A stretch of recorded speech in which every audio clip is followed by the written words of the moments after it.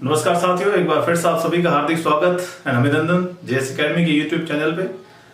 हम जो lecture series लेके चल रहे हैं जूनियर अकाउंटेंट का पेपर सेकंड अकाउंटिंग के पोर्शन की बात कर रहे हैं।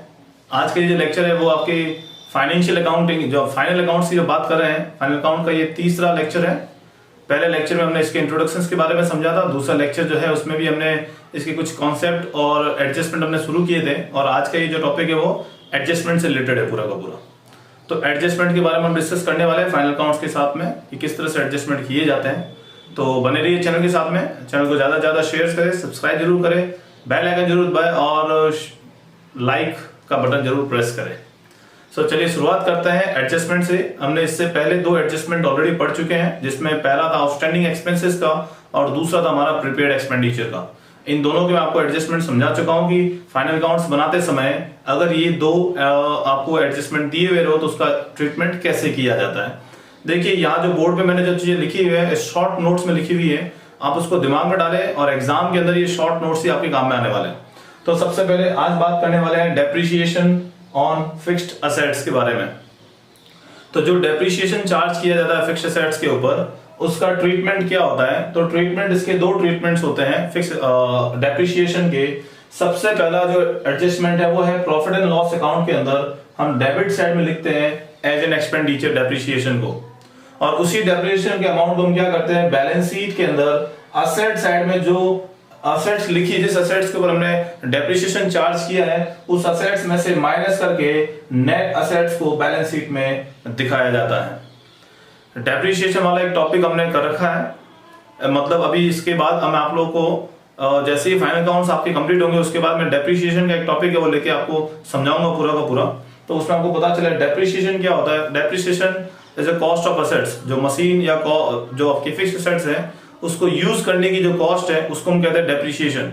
और डेप्रिसिएशन एक क्या होता है एक्सपेंडिचर के रूप में इसको हम क्या करते हैं प्रॉफिट एंड लॉस अकाउंट में डेबिट किया जाता है, और एक्चुअल पोजीशंस बिजनेस की दिखाने के लिए, एक्चुअल स्थिति जो है हमारे बैलेंस शीट की दिखाने के लिए हम क्या करते हैं उस असेट्स में से वो डेप्रिसिएशन माइनस करते हैं और नेट असेट्स हम लोग क्या करते हैं बैलेंस शीट में असेट्स को शो करते हैं।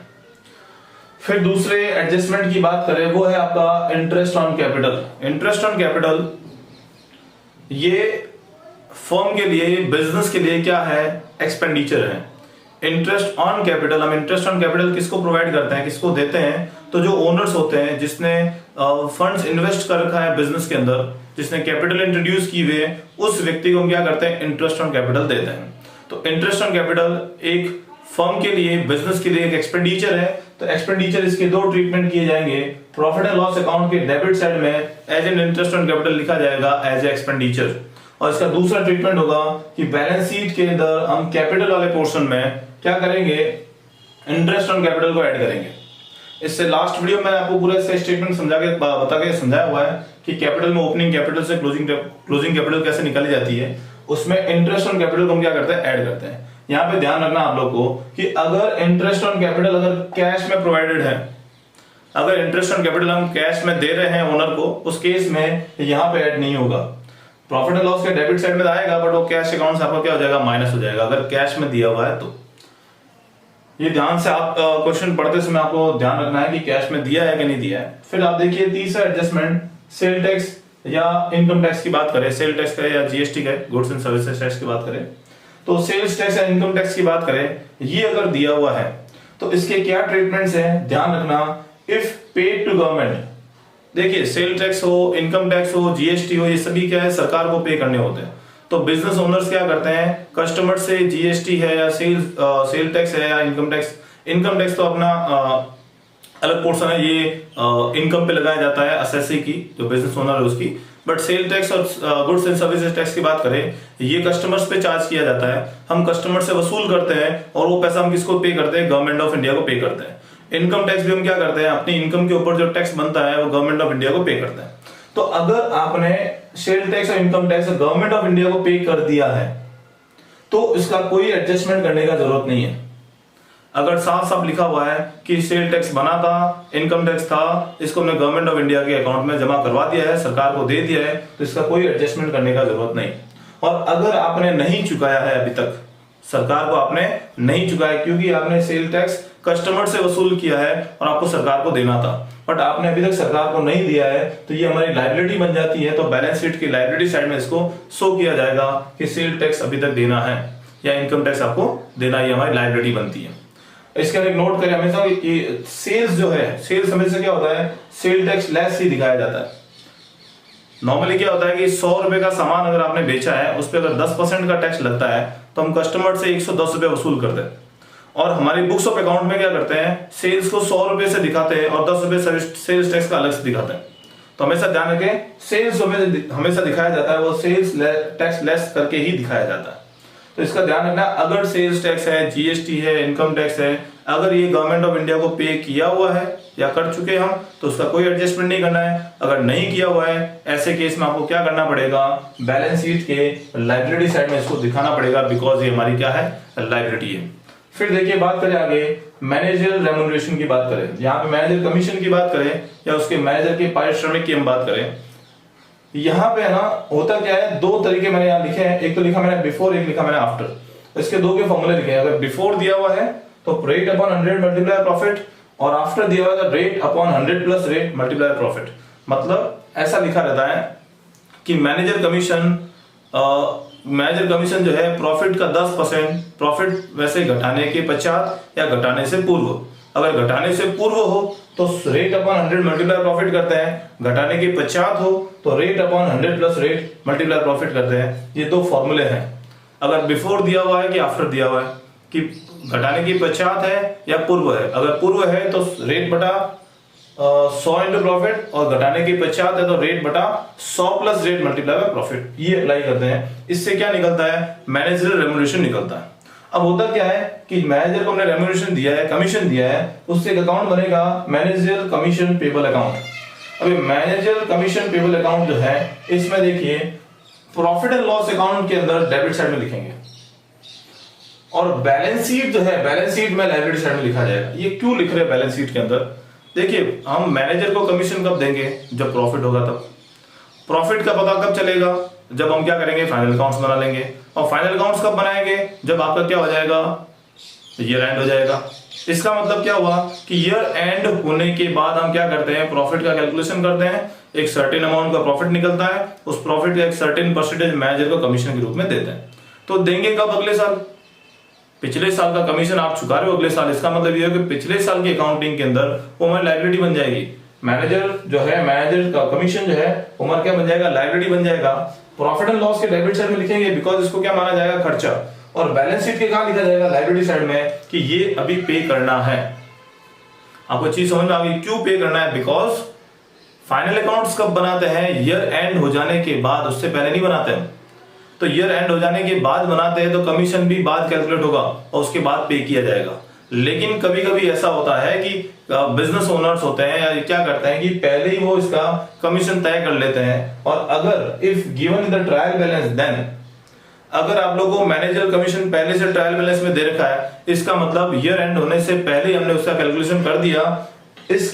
इन दिस केस वो बैलेंस शीट में किस कहां दिखाया जाएगा, लायबिलिटी साइड में दिखाया जाएगा, प्रॉफिट एंड लॉस अकाउंट में नहीं दिखाया जाएगा। मतलब पहले एडजस्ट कर चुके हम उसको, कहां एडजस्ट कर चुके हैं, प्रॉफिट एंड लॉस में, उसको सीधा कहां पे दिखाएंगे, बैलेंस शीट में दिखाएंगे, लायबिलिटी साइड में। क्योंकि अल्टीमेटली हमें पे कब करना पड़ेगा, जब हमारा प्रॉफिट निकल जाएगा, उसका परसेंटेज हम उसको पे करेंगे, तो अल्टीमेटली नेक्स्ट ईयर हम पे करते हैं उसको। तो ये हमारी लायबिलिटी बन जाती है, मैनेजर कमीशन पेबल अकाउंट। तो ये था हमारा चौथा एडजस्टमेंट। पांचवें एडजस्टमेंट की बात करें, ये होता है आपका एब्नॉर्मल लॉस ऑफ गुड्स। अगर किसी प्रकार से क्षति होती है और एब्नॉर्मल लॉस होता है गुड्स का, उस केस में अगर इंश्योरेंस कंपनी ने आपको अगर पैसा दिया है, आपने अगर गुड्स का, स्टॉक का अगर आपने इंश्योरेंस करवाया हुआ है, उस केस में देखिए इसके क्या ट्रीटमेंट्स होते हैं।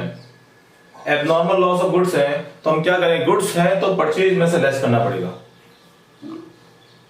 एब्नॉर्मल लॉस ऑफ गुड्स है, जैसे लॉस बाय फायर हो गया, लॉस बाय थेफ्ट हो गया, उस केस में क्या होता है कि परचेज में से हम क्या करते हैं, जितना एब्नॉर्मल लॉस हुआ है गुड्स का, वो हम गुड्स माइनस करते हैं, तो परचेज कहां दिखाया जाता है, ट्रेडिंग अकाउंट के डेबिट साइड में। दूसरा, if insurance company paid some amount, then remaining amount charge in profit and loss account as loss. अगर इंश्योरेंस कंपनी ने किसी प्रकार का कोई भी अमाउंट अगर आपको चुकाया है, जैसे सपोज मानिए हमारे आग से 10,000 का माल नष्ट हो गया, आग लगने से माल में कटौती हुई, 10,000 का माल नष्ट हो गया, हमने इंश्योरेंस करवाया हुआ था उस माल का, हम 10,000 का स्टॉक कहां से माइनस करेंगे, परचेज में से माइनस कर लेंगे, और वो जो 10,000 की हमने पॉलिसी बना रखी थी, हमने इंश्योरेंस कंपनी के ऊपर क्लेम किया कि हमें ये पैसा मिलना चाहिए, इंश्योरेंस कंपनी ने 9,000 का आपको दिया, 90% क्लेम सेटल किया या 80% केस आपके क्लेम सेटल किया। उस केस में क्या होगा कि अगर 80% क्लेम सेटल होता है तो 10,000 की जगह 8,000 रुपए आपके अकाउंट में आ जाएंगे। तो जो 2,000 रुपए का जो लॉस हुआ है उसको हम कहां चार्ज करेंगे, प्रॉफिट एंड लॉस अकाउंट में as a loss, abnormal loss के रूप में इसको चार्ज करेंगे। तो एबनॉर्मल लॉस ऑफ गुड्स का आपको समझ में आ गया होगा। फिर बात करते हैं हम लोग 6 पॉइंट। देखिए ये जो 2 पॉइंट है, एक तो है पॉइंट नंबर 6 और एक पॉइंट नंबर 7। ये 2 इंपॉर्टेंट है क्योंकि यहां से अच्छे क्वेश्चन बनते हैं। अक्रूड और आउटस्टैंडिंग इनकम की बात करें, आउटस्टैंडिंग इनकम है, अक्रूड इनकम है, इसका मतलब ऐसी इनकम हम कमा चुके लेकिन अभी तक हमें मिली नहीं है। ऐसी इनकम जो हम क्या है, हम कमा तो चुके हैं लेकिन अभी तक हमें उसको रिसीव नहीं हुई है। ऐसे केस में हम क्या करते हैं कि प्रॉफिट एंड लॉस के अंदर क्रेडिट साइड के अंदर उसमें ऐड किया जाएगा। जैसे आपको कोई कमीशन मिलना चाहिए था 10,000 रुपए का, वो आपको नहीं मिला। पिछले साल का आपका कमीशन कितना बन रहा था 10,000 का, लेकिन आपको कमीशन वो नहीं मिला।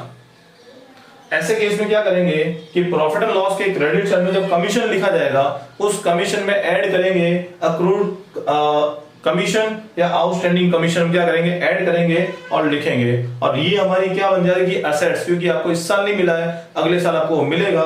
तो बैलेंस शीट में हम कहां लिखते हैं, असेट साइड में लिखते हैं अक्रूड आउटस्टैंडिंग इनकम के नाम से। तो अक्रूड या आउटस्टैंडिंग इनकम का मतलब समझ में आ रहा है, ऐसी इनकम जो हमें प्राप्त होनी थी लेकिन हमें प्राप्त नहीं हुई किसी कारणवश पिछले साल में, उस केस में वो आउटस्टैंडिंग इनकम जो है वो प्रॉफिट एंड लॉस के क्रेडिट साइड के अंदर उस इनकम के साथ में जोड़ के दिखाया जाएगा, और वो सेम अमाउंट क्या होगा बैलेंस शीट के असेट साइड में उसको शो किया जाएगा। ये होता है आपके अक्रूड और आउटस्टैंडिंग इनकम। फिर हम बात करते हैं यहाँ पे अनअर्न्ड और डेफर्ड या प्रीपेड इनकम। अनअर्न्ड इनकम कहे या प्रीपेड इनकम कहे, इसका मतलब ये हुआ कि ऐसी इनकम जो हमारी इस साल की तो नहीं है, अगले साल की इनकम हमने पहले ही हमें प्राप्त हो गई। ऐसी इनकम जो थी अगले साल की लेकिन प्राप्त कब हुई है, इस साल ही में प्राप्त हो गई है। ऐसे केस में जैसे आपने बिजनेस ओनर है, कोई प्रॉपर्टी रेंट पे दे रहे हैं, आपको किराए का पैसा पहले ही मिल गया, पिछले साल के किराए का 6 महीने के किराए का पैसा आपको एडवांस मिल गया। ऐसे केस में क्या हो जाएगी, आपकी प्रीपेड इनकम हो जाएगी। प्रीपेड इनकम का ट्रीटमेंट क्या करते हैं प्रॉफिट एंड लॉस के अंदर, क्योंकि इनकम है तो प्रॉफिट एंड लॉस से कहां जाएगा क्रेडिट साइड में, उस इनकम में से उसको क्या कर दिया जाएगा घटा दिया जाएगा। और बैलेंस शीट में ये हमारी क्या बनती है लायबिलिटी, क्योंकि ये आपकी प्रीपेड इनकम है या डेफर्ड इनकम गए या अनअर्न्ड इनकम गए, पिछले साल जो हमने अकाउंटिंग कर रहे हैं उस साल की इनकम ये नहीं है, तो अगले साल की इनकम है, तो ये हमारी बैलेंस शीट में कहां दिखाया जाएगा लायबिलिटी साइड में दिखाया जाएगा। तो ये हमारे 4 ट्रीटमेंट कौन कौन से थे, आउटस्टैंडिंग एक्सपेंसेस बैलेंस शीट के कहां दिखाया जाता है लायबिलिटी साइड में, आउटस्टैंडिंग इनकम बैलेंस शीट के कहां दिखाया जाएगा असेट साइड में, प्रीपेड एक्सपेंसेस बैलेंस शीट के असेट साइड में, और प्रीपेड इनकम जो है बैलेंस शीट के लायबिलिटी साइड में आपको दिखाया जाएगा। फिर हम बात करते हैं 5.8 पॉइंट हमारा है इंटरेस्ट ऑन ड्राइंग का। इंटरेस्ट ऑन ड्राइंग जो है वो बिजनेस के लिए इनकम कहलाती है। ड्राइंग का मतलब आपको पता ही है, ड्राइंग मतलब ओनर के द्वारा जो अमाउंट विड्रॉ किया जाता है उसको हम कहते हैं ड्राइंग, और वो जो ओनर जो अमाउंट विड्रॉ करता है उस पर हम क्या करते हैं इंटरेस्ट चार्ज करते हैं। तो ये इंटरेस्ट अमाउंट किसको पे करना होता है, ओनर को पे करना होता है। अगर ओनर कैश में पे करता है या कैश में पे नहीं करता है, डिपेंड करता है। तो आप यहां देखिए, अगर ओनर कैश में पे नहीं करता है तो हम क्या करते हैं इंटरेस्ट ऑन ड्राइंग एक इनकम है बिजनेस के लिए, तो प्रॉफिट एंड लॉस के क्रेडिट साइड में लिखा जाएगा interest on income, sorry by interest on drawing, और बैलेंस शीट के अंदर कैपिटल में से क्या कर देंगे इंटरेस्ट ऑन ड्राइंग के अमाउंट को लेस कर देंगे, अगर ये कैश में पे नहीं किया हुआ है तो। अगर बिजनेस ओनर अब बिजनेस को इंटरेस्ट ऑन ड्राइंग का पैसा अगर कैश में देता है उस केस में यहां पे कैपिटल में से माइनस नहीं होगा, लेकिन प्रॉफिट एंड लॉस के क्रेडिट साइड में तो दिखाया जाएगा। फिर हम बात करते हैं नेक्स्ट ट्रीटमेंट की, क्लोजिंग स्टॉक की। क्लोजिंग स्टॉक के लिए एक लाइन लिखी कही जाती है, रूढ़िवादी परंपरा ये कहती है एलसीएम की परंपरा। एलसीएम का कॉन्सेप्ट देता है लोअर ऑफ कॉस्ट और मार्केट प्राइस। लागत या बाजार मूल्य जो कम होगा उस मूल्य पे क्लोजिंग स्टॉक दिखाया जाएगा। अगर लागत मूल्य 10,000 है, मार्केट प्राइस 9,000 है, तो बुक्स ऑफ अकाउंट में क्लोजिंग स्टॉक रिकॉर्ड करते समय 9,000 से एंट्री करेंगे, ना कि 10,000 से, क्योंकि ये माना जाता है कि नुकसान अगर होता है, हानियों को रिकॉर्ड पहले कीजिए, लाभों को रिकॉर्ड तभी कीजिए जब लाभ होंगे। तो यहाँ पे लोअर ऑफ कॉस्ट और मार्केट प्राइस एलसीएम, अगर कॉस्ट या मार्केट प्राइस जो भी कम हो उसके साथ उसी अमाउंट हम क्या करते हैं, क्लोजिंग स्टॉक को रिकॉर्ड करते हैं। और यहाँ पे if given at the outside of trial balance, outside मतलब फुटनोट में अगर दिया हुआ है, आउटसाइड कहने का मतलब क्या होगा, फुटनोट। अगर आपके ट्रायल बैलेंस के फुटनोट पे ये बाहर दे रखा है अगर आपके क्लोजिंग स्टॉक, इसका मतलब इसके दो ट्रीटमेंट करने हैं। ट्रेडिंग अकाउंट के अंदर क्रेडिट साइड में बाई क्लोजिंग स्टॉक के नाम से एंट्री करेंगे और बैलेंस शीट में असेट साइड में लिखेंगे स्टॉक के रूप में। अगर आपके आउटसाइड मतलब ट्रायल बैलेंस के फुटनोट में अगर क्लोजिंग स्टॉक दिया हुआ है तो दो ट्रीटमेंट हो गए। ट्रेडिंग के अंदर क्रेडिट साइड में लिखेंगे बाय क्लोजिंग स्टॉक और बैलेंस शीट में लिखेंगे असेट साइड में स्टॉक के नाम से।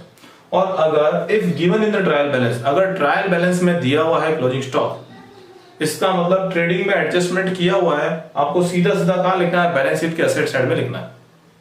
तो यहाँ पे स्टेटमेंट को ध्यान रखिए, क्लोजिंग स्टॉक कहां दिया हुआ है, बैलेंस आपके ट्रायल बैलेंस के अंदर दिया हुआ है कि ट्रायल बैलेंस के बाहर दिया हुआ है। ट्रायल बैलेंस के अंदर दिया हुआ है, कोई एडजस्टमेंट नहीं करना, सीधा असेट्स में लिख देना। और ट्रायल बैलेंस के बाहर दिया हुआ है तो ट्रेडिंग में भी लिखना पड़ेगा और बैलेंस शीट में भी आपको लिखना पड़ेगा। तो ये था आपके क्लोजिंग स्टॉक का ट्रीटमेंट। फिर बात करते हैं एक लास्ट एडजस्टमेंट हम समझ लेते हैं इस लेक्चर के अंदर, वो है हमारा goods use other than cash, other than sale. अगर माल को आपने सेल के अलावा कहीं पे भी यूज किया हुआ है तो कहां कहां पे यूज कर सकते हैं, डोनेशन दे सकते हैं, हम फ्री सैंपल दे सकते हैं, हम गिफ्ट और प्रेजेंट दे सकते हैं, हम ड्राइंग भी कर सकते हैं, राइट। माल को हम इन जगहों पे यूज कर सकते हैं सेल के अलावा। ऐसे केस में क्या होगा, अगर आप सेल्स के अलावा यूज करते हो तो ट्रेडिंग अकाउंट के अंदर परचेज में से तो अमाउंट गुड्स का अमाउंट क्या करेंगे, लेस करेंगे और प्रॉफिट एंड लॉस के अंदर डेबिट साइड में लिखेंगे एज एन एक्सपेंडिचर। आपने अगर डोनेशन दिया है माल का तो परचेज में से आप माइनस कर लीजिए और दूसरा प्रॉफिट एंड लॉस में हम डेबिट साइड में लिखेंगे टू डोनेशन या टू फ्री सैंपल या टू गिफ्ट एंड प्रेजेंट्स। और अगर यही माल अगर ड्रॉ किया हुआ है ओनर के द्वारा, उस केस में क्या होगा कि ट्रेडिंग अकाउंट में परचेज में से तो लेस हो गई, साथ साथ में कैपिटल जो ओनर का जो फंड है कैपिटल, उसमें से ये अमाउंट क्या कर दिया जाएगा, माइनस, क्योंकि यहां पे इसने क्या कर रखा है, ड्राइंग कर रखा है। तो ये आज हमने समझे हैं 10 एडजस्टमेंट। इसके बाद एक लेक्चर और आएगा जिसके अंदर रिमेनिंग जितने भी आपके एडजस्टमेंट है वो मैं आपको समझाऊंगा। तो ये एडजस्टमेंट अगर किसी प्रकार की कोई दिक्कत रहे, आपको समझ में नहीं आए, कॉन्सेप्ट समझ में नहीं आ रहा हो, उस केस में आप इस वीडियो के कमेंट बॉक्स में जरूर लिख के भेजें। अगर आपको अच्छा लगा हो, देखिए आप वीडियो देख रहे हो, आपको अच्छा लग रहा है, क्या लग रहा है आपको, अच्छा नहीं लग रहा है, जैसा भी आप कमेंट कीजिए, जिससे मुझे भी पता चले कि जो व्यूअर्स है, जो देखने वाले लोग हैं, उनको चीजें समझ में आ रही है कि नहीं आ रही। नहीं तो ऐसा चल रहा है कि आप देख रहे हो और मैं पढ़ा रहा हूँ, कोई कम्युनिकेशन गैप हो रहा है। इसलिए आप कमेंट जरूर दें इसके ऊपर कि आपको जो भी चीजें समझ में आई कि नहीं आई। समझ में आया तो अच्छा कमेंट करें, समझ में नहीं आया तो वो बताइए कि मुझे समझ में नहीं आया। हो सकता है कि नेक्स्ट वीडियो में या फिर कमेंट बॉक्स में आपको उसका रिप्लाई मिल जाएगा। तो बने रहिए चैनल के साथ में, हम नेक्स्ट वीडियो के अंदर बात करेंगे एडजस्टमेंट के आगे वाले टॉपिक्स के बारे में। सो बहुत बहुत धन्यवाद, थैंक यू वेरी मच।